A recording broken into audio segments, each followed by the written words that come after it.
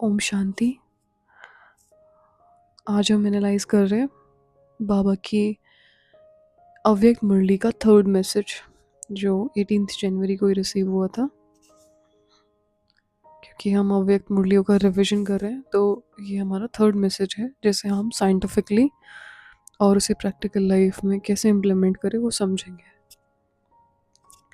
आज बाबा मैसेज में कह रहे हैं कि दादी ने कहा आज बाबा को मधुबन में आने के लिए निमंत्रण देने के लिए गई, तो बाप दादा के इशारों से अनुभव हुआ कि आज बाबा का विचार नहीं है। ठीक है, क्या बाबा का विचार नहीं है। देन इतने में ही बाबा बोले, अच्छा बच्ची, सभी बच्चों ने बुलाया है तो बाप दादा बच्चों के सेवाधारी हैं। ओके, एक सेकंड पहले लगा कि नहीं है विचार, लेकिन फिर बाबा बोले कि अगर बच्चों ने बुलाया है तो बाप दादा क्या है, बच्चों के सेवाधारी है। इतनी निर्माणता केवल हमें भगवान में देखने मिल सकती है। आगे दादी कहते कि यह सुनकर संकल्प चला कि बाबा ने अभी अभी ना और अभी अभी हाँ क्यों कहा। तो दिल के संकल्प को जानकर बाबा बोले, यह जानबूझकर कर्म करके बाबा सिखला रहे हैं। ठीक है, पहली बात तो बाबा दिल के संकल्प को जान लेते हैं। मतलब वतन में एक तो भाषा ही ऐसे होती है ना, म्यूट मोक भाषा होती है, वहाँ ऐसे नहीं वर्ड से बात नहीं होती, लेकिन थॉट्स के थ्रू ही, मतलब क्या होती है वहाँ, टेलीपैथी जैसे होता है कि विचारों से बात होती है, आपस में मुख से बात नहीं होती। ठीक है, बेसिकली बाबा के कई ऐसे भी कर्म होते हैं जो बाबा जानबूझकर हमें केवल सिखलाने के लिए करते हैं। ठीक है, आगे बाबा कहते हैं तुम बच्चों को एक दो की राय, एक दो के विचारों को रिगार्ड देना चाहिए। क्या सिखला रहे थे कि अगर बच्चों ने कहा है तो बाबा ने बोला कि ठीक है, बाप दादा बच्चों की सेवाधारी है। यहाँ पे बाबा ने हमारी बात को रिगार्ड दे करके हमें सिखाया कि अभी क्योंकि ब्रह्मा बाबा अव्यक्त हो गए हैं तो बच्चे लीडर्स हैं ना, उसमें हमें एक दो की राय को, उनके विचारों को रिगार्ड देना चाहिए। ठीक है, एक बड़ी यूनाइटेड फैमिली में सबसे इम्पोर्टेंट चीज़ होती है ये कि हमें एक दूसरे की इज्जत करनी आनी चाहिए। ठीक है, एक दो की बात को हम डिसरिस्पेक्ट ना करें। जो भी न्यूक्लियर फैमिलियां हैं अभी, रीज़न यही है क्योंकि दूसरों के ओपिनियंस और हमारे ओपिनियंस मैच नहीं होते, तो फिर फैमिली सेपरेट हो जाती है। ठीक है, कि तुम अपना अलग रहो, हम अपना अलग रहते हैं, जस्ट बिकॉज एक दो की बात को हम रिगार्ड नहीं कर सकते। इसीलिए आज के टाइम में ज़्यादातर फैमिलीज न्यूक्लियर है। पहले ऐसा नहीं होता था। पहले बड़ी बड़ी जॉइंट फैमिलीज एक साथ रहती थी, घर के बड़े फैसला लेते थे और उसमें सबकी हाँ जी होती थी। ठीक है, और तब दुनिया थोड़ी बेहतर थी। और अभी आप देख सकते हैं क्यों चीज़ें ख़राब हुई हैं, बिकॉज हमें बस अपना पॉइंट ऑफ व्यू बिल्कुल सही लगता है, हमें लगता है सामने वाला बिल्कुल गलत है। तो बाबा ने संगठन को संगठित रखने के लिए बोला कि हो सकता है सामने वाले की बात गलत भी हो, लेकिन उसको डायरेक्टली आप ऐसे नहीं बोलो कि नहीं आप बिल्कुल गलत हो। इसके लिए भी बाबा आगे बता रहे हैं। यहाँ पहले कह रहे हैं कि एक दो की राय को, एक दो के विचारों को रिगार्ड देना चाहिए। भल समझो कोई विचार देता है और तुमको नहीं जचता है तो भी उनके विचार को फौरन ठुकरा नहीं देना चाहिए। और जब भी हम ऐसा करेंगे, हमने फौरन ठुकरा दिया कोई की बात को, फिर सामने वाले, उनका defence mode, ego defence mode activate हो जाता है। जैसे ही हम कोई की बात को डायरेक्टली ना करेंगे, सामने वाले के अंदर एकदम ऐसे संकल्प चलने लग जाते हैं।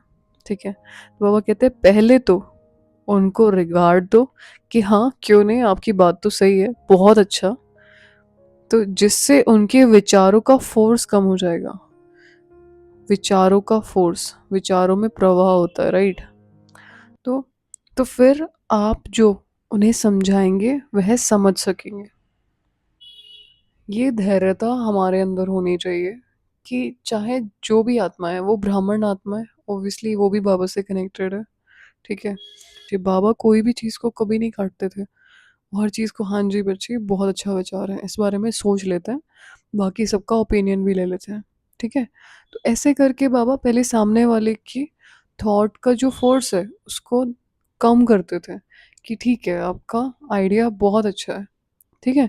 लेकिन फिर बाद में वो जो ओपिनियन देते थे वो सामने वाला अपने आप मान लेता था, ठीक है। अगर सीधा ही उनको कट करेंगे तो दोनों फोर्स टक्कर खाएंगी और रिजल्ट में सफलता नहीं निकलेगी। सीधा कट करने मतलब ये एक बहुत बेसिक चीज़ है जो बाबा सिखा रहे हैं। जनरली घरों में होती रहती है चीज़ें कि हमें लगता है कि सामने वाले का पॉइंट ऑफ व्यू बिल्कुल ठीक नहीं है, हम अपनी जगह बिल्कुल ठीक है। लेकिन अगर हम घर में बड़े हैं या हम सेंटर में बड़े हैं या जो भी है, जो भी हमारा पोजीशन है, ठीक है, चाहे हम छोटे ही हैं, अगर सामने वाले का कोई भी पॉइंट ऑफ व्यू मुझे समझ नहीं आ रहा है और लग रहा है कि गलत है, ठीक है, तो भी हमें उनको डायरेक्टली ये नहीं बोलना चाहिए कि आप तो बिल्कुल गलत सोच रहे हो। नहीं नहीं, ऐसा बिल्कुल सोचना ही नहीं चाहिए, ठीक है। तो हमें ये नहीं करना है, हमें पहले सामने वाले की बात को रिगार्ड देना है कि ठीक है आप, हो सकता है आप सही बोल रहे हैं, एक बार सबका ओपिनियन ले लेते हैं, लेकिन मेरा आइडिया ये है तो आप इसको कुछ ऐसे भी देखें, ठीक है। तो उससे दोनों की फोर्स को टक्कर खाने से ना रिजल्ट में सफलता नहीं निकलेगी, या तो दोनों के ओपिनियंस मैच नहीं होंगे, ना तो वो सेवा निकल पाएगी, और फिर चलो आपकी बात सही भी है और आपने वो सेवा के लिए निकाल दिया, सामने वाला उतने इंटरेस्ट से वो सेवा कर भी नहीं पाएगा, समझा। तो इसीलिए एक दो के विचार अर्थात राय को पहले रिगार्ड देना आवश्यक है। इससे ही आपस में स्नेह और संगठन चलता रहेगा। अगर हमारा आपस में स्नेह और संगठन नहीं है, चाहे हम फैमिली में हैं, चाहे हम कहीं और रह रहे हैं, चाहे हम सेंटर में हैं, चाहे हम फ्रेंड सर्कल में हैं, अगर हमारे आपस में स्नेह और संगठन नहीं है, उसका एक ही रीज़न होता है कि हमें एक दूसरे के ओपिनियंस को रिस्पेक्ट करना नहीं आता है, ठीक है। बीइंग हम बड़े हैं तो हमारे व्यवहार में ये धैर्यता होनी चाहिए कि ठीक है आपकी बात बिल्कुल सही है, ये बात करने का एक तरीका होता है और वो तभी आ सकता है जब आपके अंदर पहले वो स्टेबिलिटी हो, वो समाने की शक्ति हो, वो धैर्यता हो कि नहीं नहीं आपकी बात बिल्कुल सही है, ठीक है। लेकिन ये चीज़ ऐसे भी हो सकती है, तो उससे सामने वाला आपकी बात समझेगा भी, रिश्तों में खराबी भी नहीं होगी और संगठन संगठन रह पाएगा, ठीक है। तो ये छोटा सा मैसेज बाबा ने दिया, लेकिन इसमें बहुत बड़ी बात उन्होंने सिखाई। अगर हमें संगठन को संगठित रूप से रखना है तो एक ही चीज़ धारण करनी है, दूसरों के बात को रिगार्ड देना है। और एक और चीज़ हमें लगता है कि ऐसे ना ऐसे अकल्याण हो जाएगा कि अगर उसने हमारी बात फिर भी नहीं मानी तो उस चीज़ में अकल्याण होगा, वो चीज़ वैसे की वैसी नहीं हो पाएगी, जैसे सेवा होनी चाहिए वैसे नहीं निकलेगी। कई बार चीज़ें फिर बाबा पे छोड़ देनी चाहिए, साक्षी हो जाना चाहिए कि ठीक है बाबा, अभी हमने भी अपना ओपिनियन रखा, वो आत्मा ने अपना रखा, अगर उनको लग रहा है वो ठीक है और मुझे नहीं लग रहा कि वो ठीक है तो अभी मैं आप पे छोड़ती हूँ, ठीक है। ड्रामा अनुसार वो चीज़ बिल्कुल ठीक होनी चाहिए, आप अपने संकल्पों को शांत कर लें। कई बार साक्षी हो जाना ज़रूरी होता है, हमेशा ज़रूरी नहीं है कि हमारे ही ओपिनियन की, हमारा ही जो पॉइंट ऑफ व्यू है वो सही हो सकता है सामने वाले का सही हो। चलो आपको लग रहा है कि नहीं मेरा सही है लेकिन मेरी बात सुनी नहीं जा रही है, तो भी इट इज़ ओके ना, ड्रामा तो कल्याणकारी है। उस चीज़ को फिर बाबा को सुना के उस चीज़ को पॉइंट लगा देना चाहिए कि फिर हो सकता है ऐसा कुछ हो जो शायद मुझे नहीं नज़र आ रहा और उसमें कल्याण हो, तो बाबा उसमें कल्याण ही करवाएगा। जब तक चीज़ें अपने हाथ में है तब तक उसे संभालें, लग रहा है कि नहीं है, अभी नहीं समझा जाएगा या ये चीज़ नहीं मानी जा रही है तो फिर उसमें साक्षी हो जाओ, ठीक है, कि कोई बात नहीं, जैसे वो कह रहे हैं वैसे कर लेते हैं। क्योंकि ओवरऑल जो भी ड्रामा में होने वाला है फ्यूचर में, वो सब क्या है, बाबा कहते हैं कल्याणकारी है। आप किसी भी रास्ते से जाओ, स्वर्ग तो आना ही है, ठीक है, सबका कल्याण होना ही है। तो कई चीज़ों में साक्षी होना ज़रूरी होता है। कई बार हमें लग रहा होता है कि नहीं ये बात गलत है, लेकिन अंत में जाके पता चलता है कि नहीं वो बात उनकी ही सही थी।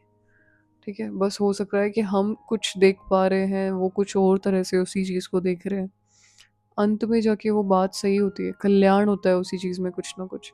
इसीलिए बहुत ज़्यादा हमारे अंदर रिजिडिटी नहीं होनी चाहिए कोई चीज़ को लेके कि नहीं ये ऐसे है तो ऐसे ही है, नहीं। एज़ अ ब्राह्मण हमारे अंदर फ्लेक्सिबिलिटी होनी चाहिए, क्योंकि आस-पास सभी ब्राह्मण्स हैं, चाहे किसी की कैसी भी स्थिति हो, लेकिन वो हैं तो ब्राह्मण आत्माएँ। और चलो ब्राह्मण नहीं है, संसार के भी है, तो ड्रामा कल्याणकारी है, जो भी इसमें होगा वो कल्याणकारी ही होगा। बाबा पर उसी चीज़ को छोड़ देना चाहिए फिर, उसको पकड़ के नहीं बैठना है, ठीक है? संगठन के लिए स्नेह और एक दूसरे की बात को रिस्पेक्ट करना ज़रूरी है। चलो इसका थोड़ा साइंटिफिकली इसे समझने की कोशिश करते हैं यहाँ पे। Respecting opinions that is equal to emotional regulation. जब कोई अपना विचार देता है और हम तुरंत मना कर देते हैं, तो उनके एमेगडाला मतलब इमोशनल ब्रेन सिस्टम में रिजेक्शन अस्वीकृति का अलार्म बजता है। इससे ईगो डिफेंस मैकेनिज्म एक्टिवेट होता है और सामने वाला अपनी बात पर ज़्यादा जोर देता है, जिससे टकराव कॉन्फ्लिक्ट बढ़ता है। फिर वो चीज़ों में हम कहेंगे कि नहीं ये चीज़ ऐसे नहीं, वो बोलेगा नहीं चीज़ ऐसे ही, तो इससे कॉन्फ्लिक्ट इंक्रीज होगा। ठीक है, ईगो डिफेंस मैकेनिज्म को नहीं एक्टिवेट होने देना है। वो केवल एक बात से शांत हो जाएंगे, आप बोलोगे नहीं आपकी बात बिल्कुल ठीक है। ठीक है, जैसे ही आपने ऐसा बोला उनका दिमाग शांत हो जाएगा, उनके जो संकल्पों का प्रवाह है वो रुक जाएगा। कहेंगे ठीक है दीदी ने मेरी बात तो सुनी, या घर में अगर आप हैं तो ठीक है उन्होंने मेरी बात तो मानी। ओके, लेकिन यदि पहले हम उनके विचार को रिगार्ड दें, ठीक है, रिस्पेक्ट करें, उनके विचार को वैलिडेशन दें कि हाँ जी विचार तो बहुत अच्छा है आपका, तो उनका एमिगडाला शांत हो जाता है। प्री फ्रंटल कॉर्टेक्स जो कि रैशनल थिंकिंग एरिया है वो एक्टिवेट हो जाता है। अब वे हमारी बात को लॉजिकली सुन सकते हैं।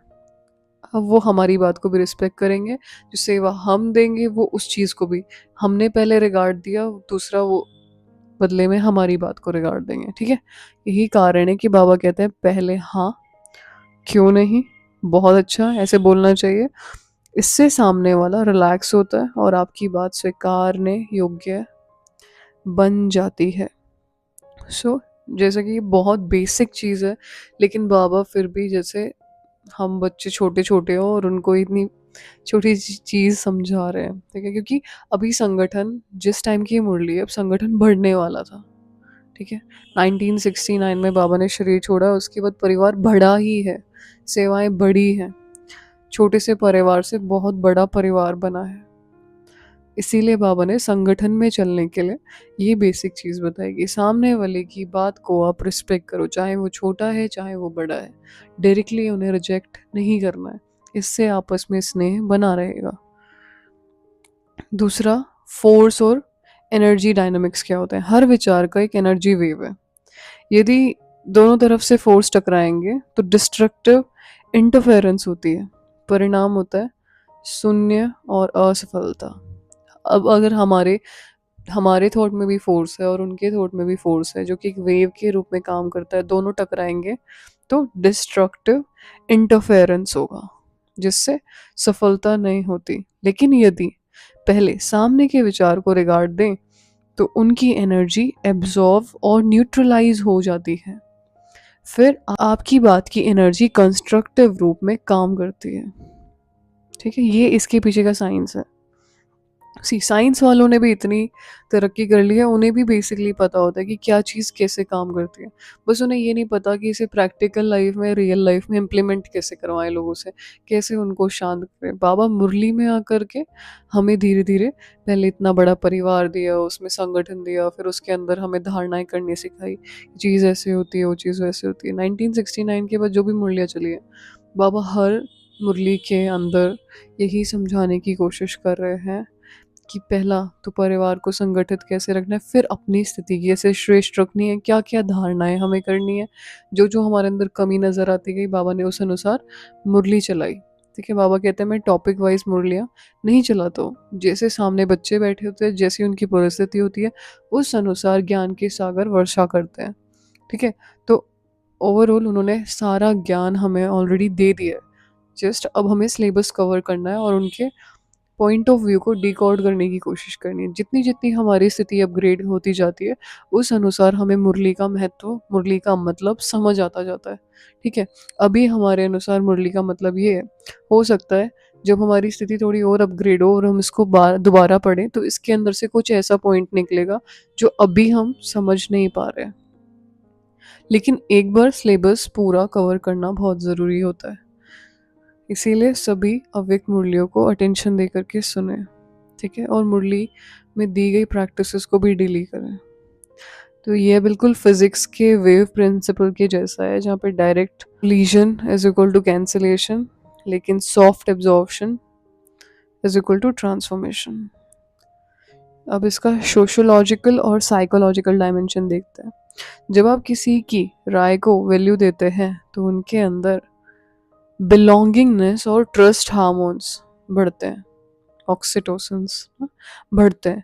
इससे ग्रुप कोहेजन और टीम वर्क मजबूत होता है, क्योंकि हमारा सारा काम टीम वर्क का ही है ना। हम सब मिलके एक टीम है, उसको मजबूत रखने के लिए हमारे अंदर पहला तो आप एक दूसरे को लेके बिलोंगिंगनेस होनी चाहिए, हमारे अंदर एक दूसरे को लेके ट्रस्ट होना चाहिए।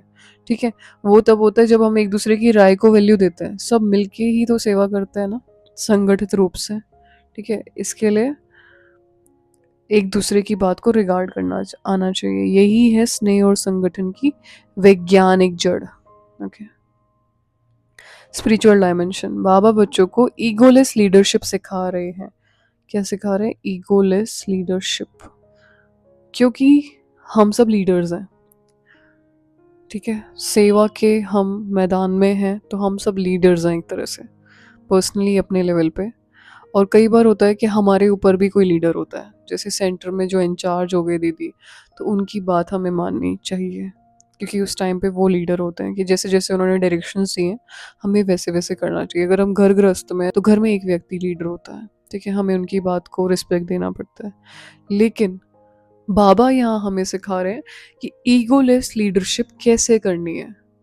अगर हम ब्राह्मण्स हैं, कभी ना कभी हमारा पार्ट रहेगा लीडरशिप का, रहता भी है और रहेगा भी फ्यूचर में। ठीक है, उसमें हमें समझ आना चाहिए कि हमें किसी को झुका करके, किसी को दबा करके, किसी के पॉइंट ऑफ व्यू को बिल्कुल दबा करके उनसे काम नहीं करवाना है। अगर हमें सेवा करवानी है तो सबकी दिल उस चीज़ को माननी चाहिए। ज़्यादातर बच्चे बिल्कुल हाँ जी करके मान लेते हैं, वो अपनी बुद्धि नहीं चलाते हैं। कई बच्चों को संकल्प चलते हैं, फिर उन्हें सेवा में इंटरेस्ट नहीं आता कि हमारी बात को तो मान ही नहीं रखा गया। ठीक है, तो उसके लिए भी बाबा ने यही तरीका बताया कि राय को रिगार्ड देना है, दूसरों की आत्मा को सम्मान और मान्यता देना है। आत्मा को सम्मान जब तक, कहते हैं सम्मान देने से मिलता है, लेने से नहीं, मांगना नहीं पड़ता। अगर अगर हमें कभी भी जीवन में ये लगे कि हमें लाइफ में कोई रिस्पेक्ट नहीं करता है, तो start giving respect to others. ठीक है, धीरे धीरे सब लोग रिस्पेक्ट करने लगेंगे। आत्मा को सम्मान देने से ही सम्मान मिलता है। एक्चुअली सम्मान देना ही सम्मान लेना होता है, राइट। तो जो ईगोलेस लीडरशिप है वो तभी हो सकती है जब हमें दूसरों को सम्मान देना आता हो, दूसरों को मान्यता देना आता हो।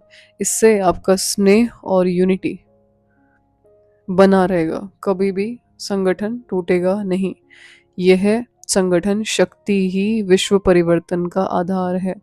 तो जब बच्चे पूछते हैं ना कि इतना बड़ा परिवार क्यों है, इतने लोग क्यों है, सेंटर्स क्यों बढ़ते जा रहे हैं, रीज़न यही है कि हम जो संगठन है, हमारे संगठन की शक्ति ही विश्व परिवर्तन का आधार है। अगर हम सब न्यूक्लियर हो जाएं कि ये मेरा सेंटर, ये तेरा सेंटर, वो मेरा घर, ये आपका घर, मैं यहाँ, ये मेरी गीता पाठशाला, तो उससे विश्व परिवर्तन नहीं हो सकता। हमारा सबका संगठित होना बहुत ज़्यादा ज़रूरी है।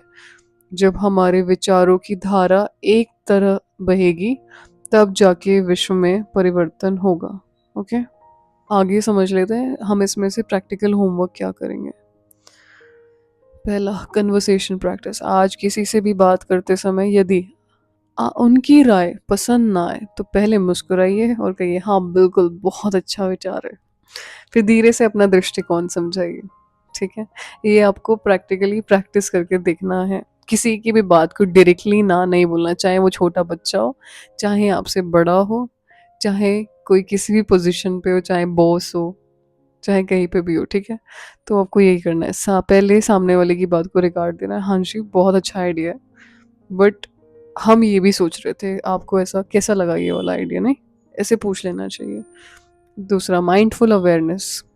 ऑब्जर्व करें कि जब आप सामने वाले को कट करते हैं तो उसमें और आपके अंदर कैसी टकराव ऊर्जा उठती है, और जब रिगार्ड देते हैं तो कैसी शांत लहरें आती हैं। ठीक है? ये माइंड ऑब्जर्वेशन है। पहली बात तो किसी से टकराना ही नहीं जा करके, अगर होती है तो आप देखना कैसे एकदम से ना माहौल आसपास का खराब हो जाता है। एकदम से जैसे क्या, ईगो डिफेंस मैकेनिज्म सामने वाले का एक्टिवेट हो जाता है। अब वो आपकी कोई भी बात सुनने वाले नहीं है। आप चाहे उन्हें जो भी बोले, जबरदस्ती हो सकता है वो आपकी बात मान ले, पर जो बात एक्चुअली, हम ब्राह्मण्स ना किसी से जबरदस्ती कुछ नहीं करवा सकते। बाबा आके हमें जबरदस्ती पावन नहीं बनाते हैं। वो हमें बिल्कुल पहले कन्विंस करते हैं कि बच्चे, आप लोगों का पावन होना क्यों ज़रूरी है। वो कभी ये नहीं कहते कि मैं तुम्हें कब से मुरली चला रहा हूँ, तब कब से तुम्हें कह रहा हूँ तुम आत्मभिमानी बनो बनो बनो, अभी तक तुम क्यों नहीं बने हो। ठीक है? तो ऐसा वो कभी नहीं करता है, क्योंकि this is not our way. वो प्यार के सागर हैं, सेम हम बच्चे भी प्यार के सागर हैं। हम सबको कन्विंस करके ही उनसे वो सेवा करवा सकते हैं। ज़बरदस्ती किसी से कुछ भी नहीं करवाया जा सकता, और अगर करवा रहे हैं तो वो सेवा बहुत अच्छी सेवा नहीं निकलेगी उससे। कर भी देंगे, लेकिन वो सेवा उस क्वालिटी की सेवा नहीं निकलेगी, जो अगर सामने वाला शायद दिल से अगर करता तो जो निकलती। ठीक है? तो किसी से पहले टकराव में नहीं आना है। सामने वाले की बात को हमेशा रिगार्ड दे दो कि हाँ आपकी बात बिल्कुल सही है। कोई आर्ग्यूमेंट कर रहा है तो पहले बोल दो कि जी आपकी बात बिल्कुल सही है। ऐसा कहने से हम छोटे नहीं हो जाते। इट इज़ जस्ट कि ठीक है, हमने आर्ग्यूमेंट को ख़त्म करना था तो मैंने उनको बोल दिया, इट इज़ ओके। तो ये धीरे धीरे हमारे अंदर डिविनिटी आती है, ये धैर्यता हमारे अंदर तब आती है जब हम खुद ईगोलेस हो। अगर मेरे खुद के अंदर ईगो है तो मैंने किसी की बात नहीं सुननी है, ना ही मैंने किसी की कोई पॉइंट ऑफ व्यू माननी है कि मैं बड़ी हूँ। आई विल डिसाइड कि जो मैंने बोल दिया वैसे कि वैसा आपको करना ही करना है। ठीक है? यहाँ मेरे को बाबा ने निमित्त बनाया है, तो आप सुनो मेरी बात को वैसे। ऐसे चाहे हम भला भी सोच रहे हैं किसी का, उसी के अंदर सामने वाले का भला भी है, but still when Baba don't use this technique, वो नहीं हमें ज़बरदस्ती करते कोई चीज़ के लिए, तो वो कन्विंसिंग पावर हमारे अंदर होनी चाहिए कि हम सामने वाले को अपना पॉइंट ऑफ व्यू समझा सकें। राइट? सामने वाले की बात का मान रखें, उन्हें अंदर से कन्विंस कर सके कि आपको ऐसे ऐसे पुरुषार्थ करना चाहिए, आपको ऐसे ऐसे ये सेवा निकालनी है। जोर जबरदस्ती नहीं करनी है किसी के साथ। ठीक है? तो ये आप माइंडफुल, ये आप ऑब्जर्वेशन भी करके देख सकते हैं कि माहौल कैसा गर्म हो जाता है जब हमारे आपस की ऊर्जा टकराती है, और जब शांत रहते हैं एक दूसरे की बात का रिगार्ड करते हैं तो क्या माहौल रूम का रहता है। अफर्मेशंस प्रैक्टिस कर सकते हैं कि मैं हर आत्मा की राय को सम्मान देने वाली आत्मा हूँ, स्नेह संगठन मेरी शक्ति है। ठीक है? सो मुरली का सार क्या है कि respecting others opinion is not weakness, it is an emotional intelligence plus spiritual strength. दूसरों की बात को मान रखना, दूसरों को रिस्पेक्ट करना हमारी वीकनेस नहीं है। अगर कोई कुछ कह रहा है तो हमने सुन लिया, चाहे वो गलत कह रहा है तो भी हमने सुन लिया, तो ये हमारी वीकनेस नहीं होती, हमारी इमोशनल इंटेलिजेंस होती है, हमारी स्ट्रेंथ होती है, जो कि बहुत ज़्यादा योग करने के बाद या हमें काफ़ी लंबे समय की प्रैक्टिस के बाद वो धैर्यता हमारे जीवन में आती है।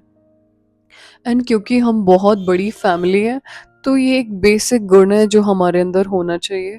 और अगर ये एक बेसिक गुण हम सबके अंदर है, हम एक दूसरे की बात को मान सम्मान करें। देवताएं तो नहीं कभी आपस में एक दूसरे से लड़ेंगे ना कि नहीं मेरी बात बिल्कुल सही है, तुम्हारी बात बिल्कुल गलत है, क्योंकि यहीं से सीखा है ना कि हमने एक दूसरे की बात को रिस्पेक्ट किया, तब जाके हम संगठित रूप से एक यूनाइटेड फैमिली बन के चल पाए।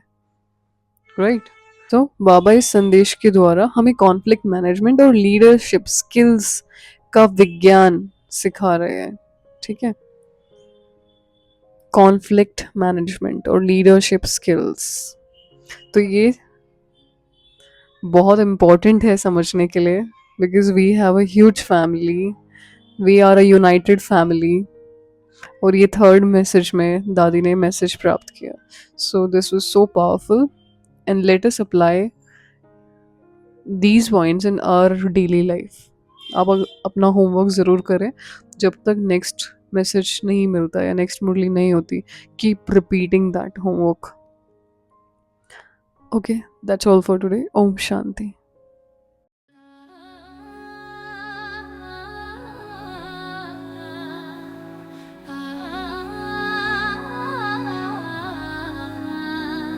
सच्चा सोना आत्मा बन जा रे, पावन बन के जग को जगा दे।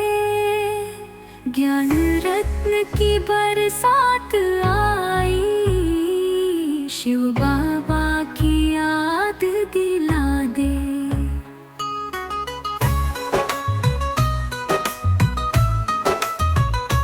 जो भूले हैं अपनी पहचान, उन्हें आत्मा का राज समझा दे। मन के दीपक हर घर को रोशन, तम को ज्योति से मिटा दे। चलो जागो, आत्मा की वैल्यू को जानो, वापस संग योग लगाओ, सोना शुद्ध बनाओ। संगठन का किला मजबूत बनाए, प्रेम संतुष्टि शुभ भावना बरसाए। चलो जागो, चलो जागो, अब तो जागो।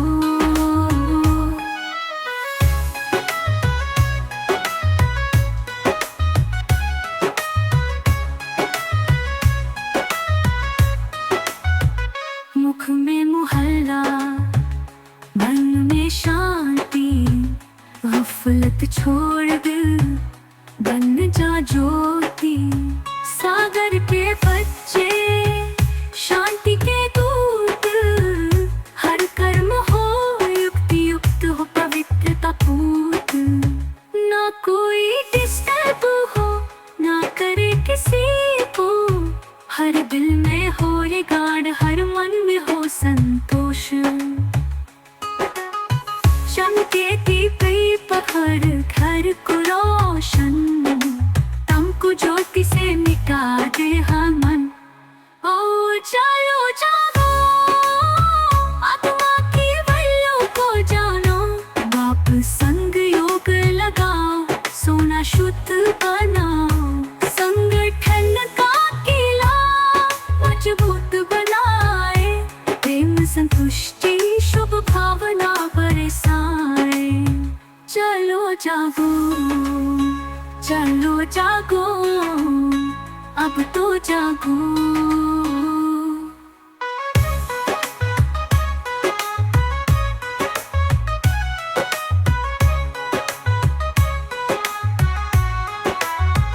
मुख में मुहल्ला, मन में शांति, गफलत छोड़ दे, बन जा ज्योति।